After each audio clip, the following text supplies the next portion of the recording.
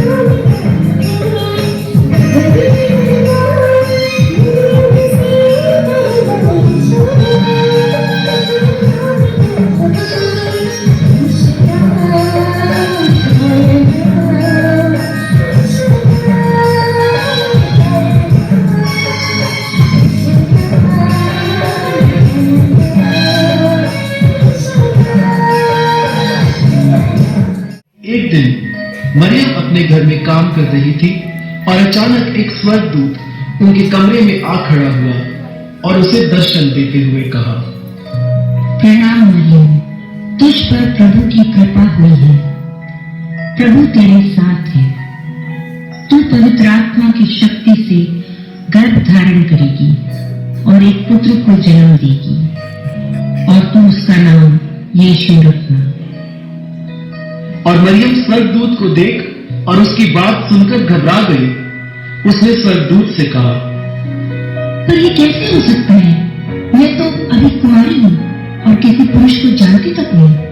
घबरा मत मरियम, पवित्र आत्मा तुझ पर उतरेगा और परम प्रधान की सामर्थ तुझ पर छाया करेगी।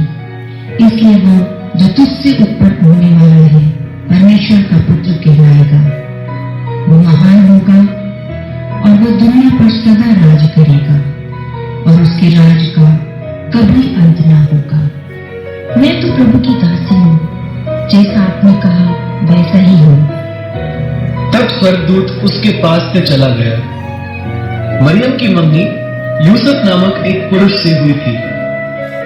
जब यूसुफ को पता चला कि मरियम गर्भवती है तो उसे मरियम की पवित्रता पर शक हुआ और उसने मरियम से शादी करने का विचार छोड़ दिया। लेकिन स्वर्गदूत ने यूसुफ को सपने में दर्शन देकर उसे मरियम को अपनी पत्नी के रूप में स्वीकार करने के लिए कहा। इसके बाद यूसुफ ने मरियम को अपनी पत्नी के रूप में स्वीकार कर लिया और यीशु के जन्म तक उनमें कोई शारीरिक संबंध नहीं हुआ। जब मरियम का बच्चे को जन्म देने का समय निकट था तब यूसुफ और मरियम दोनों को किसी जरूरी काम के चलते बैतलहम नगर की ओर जाना पड़ा।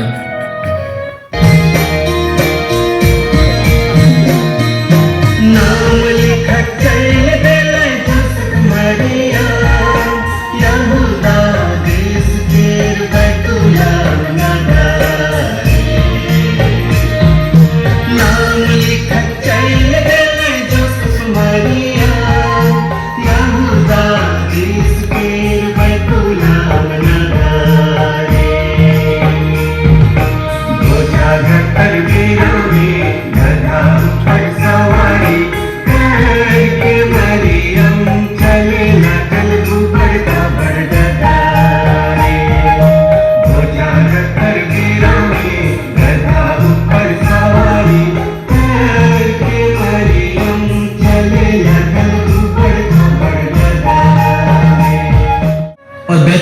पहुंचते ही मरियम का जन्म देने का समय आ गया और उनके पास बच्चे को जन्म देने के लिए कोई जगह नहीं थी। यूसुफ ने मदद के लिए किसी का दरवाजा खटखटाया।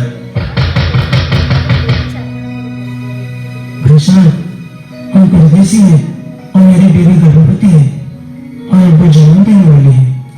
क्या आपके घर में हमें कोई कमरा मिल सकता है? नहीं, जानना पहचान, मैं तुम्हारा मेहमान, निकले यहाँ से। तो यूसुफ और मरियम वहां से आगे निकलकर अगले दरवाजे पर खटखटाते हैं। भाई साहब, हम परदेसी हैं और मेरी बेबी गर्भवती है और वो जन्म देने वाली है। क्या आपके घर में हमें कोई कमरा मिल सकता है? देखिए, मेरे घर में कोई खाली कमरा तो है नहीं, लेकिन हाँ, मेरे घर के पीछे वाले आंगन में एक चरनी है, लेकिन वहां मेरे जानवर रहते हैं। अगर आप चाहें तो वो जगह ले सकते हैं। आपका धन्यवाद भाई साहब, हमें मंजूर है।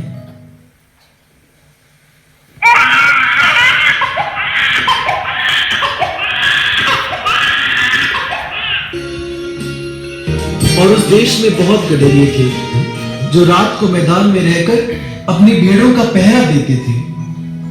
और प्रभु का एक दूत उनके पास आ खड़ा हुआ और प्रभु का तेज उनके चारों ओर चमका और वे बहुत डर गए। तब स्वर्गदूत ने उनसे कहा, मत डरो, क्योंकि देखो मैं तुम्हें बड़े आनंद का सुसमाचार सुनाता हूँ जो सब लोगों के लिए होगा कि आज दाऊद के नगर में तुम्हारे लिए एक उद्धारकर्ता जन्मा है और यही मसीह प्रभु है। उसके दर्शन करने के लिए तुम्हारे लिए चिन्ह है कि तुम एक बालक को कपड़े में लिपटा हुआ और चरनी में पड़ा पाओगे। वही इस दुनिया का मुक्तिदाता है। गडरियों ने जवाब में कहा, आओ हम चलें और उस मसीहा के दर्शन करें।